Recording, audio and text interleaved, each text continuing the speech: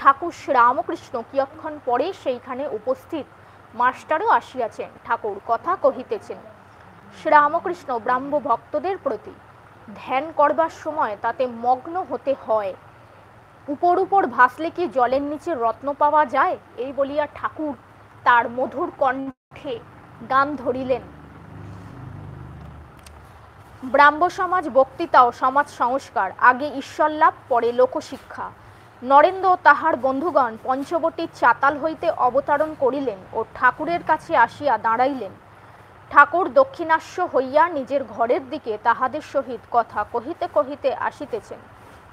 ঠাকুর বলিতেছেন, ডুব দিলে কুমির ধরতে পারে, কিন্তু হলুদ মাখলে কুমির ছোঁয় না। হৃদি রত্নাকরের অগাধ জলে কামাদি 6টি কুমির আছে, কিন্তু বিবেক বৈরাগ্য হলুদ মাখলে তারা আর তোমাকে ছোবে না।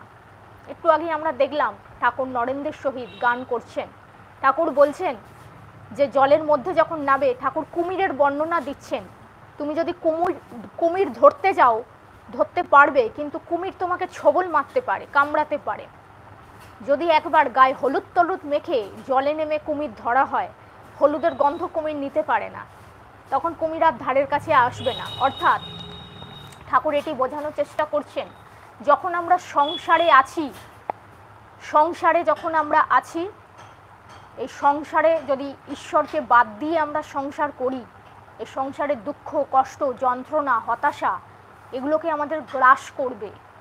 সংসারের কষ্টগুলো আমরা ঈশ্বরকে ডেকে, ঈশ্বরকে ভালোবেসে, ঈশ্বরকে মেনে যদি সংসার করি, তাহলে সেই সংসারের কষ্টগুলো অতটা কষ্ট দেয় না। সেই জন্য আমাদের ঠাকুর খুব সুন্দর এই কুমিরের উদাহরণটা দিল। ভগবানকে না ডাকলে কি হয়? ভগবানকে না ডাকলে যেটা হয়, সংসারের যে সকল বিষয়বস্তু যা কিছু আছে, সেগুলো আমাদেরকে বড় কষ্ট দেয়। মানুষজন, টাকা পয়সা, সবটাই মনে হয় আমার আমার। এই ছেলে মেয়ে, নাতি নাতনি, দুটো টাকা, গাড়ি বাড়ি, সব আমার। যত মানুষ আমার আমার করে, ঠাকুর খুব সুন্দর গরুর উদাহরণ দিয়েছেন, আমরা পরবর্তীতে পাবো। গরু হাম্বা হাম্বা ডাক করে, কত কষ্ট।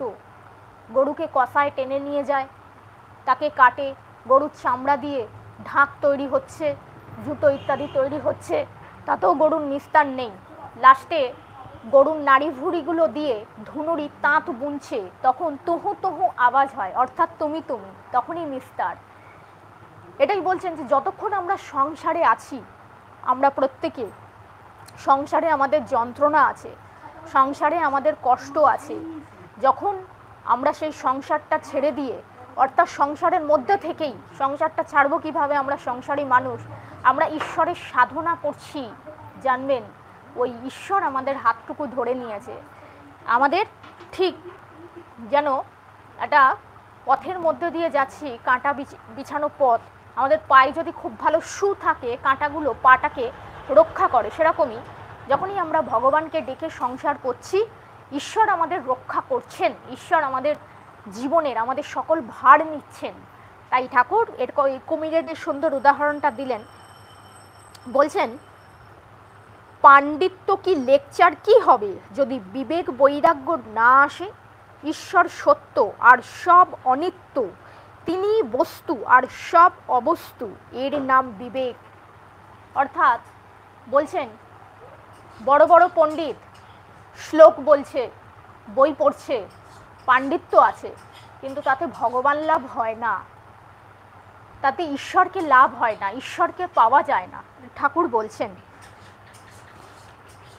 শুধু পাণ্ডিত্যে হয় না, তাকে হৃদ মন্দিরে আগে প্রতিষ্ঠা করো, বক্তৃতা লেকচার, তারপর ইচ্ছা হয়তো করো। শুধু ব্রহ্ম ব্রহ্ম ব্রহ্ম বললে কি হবে?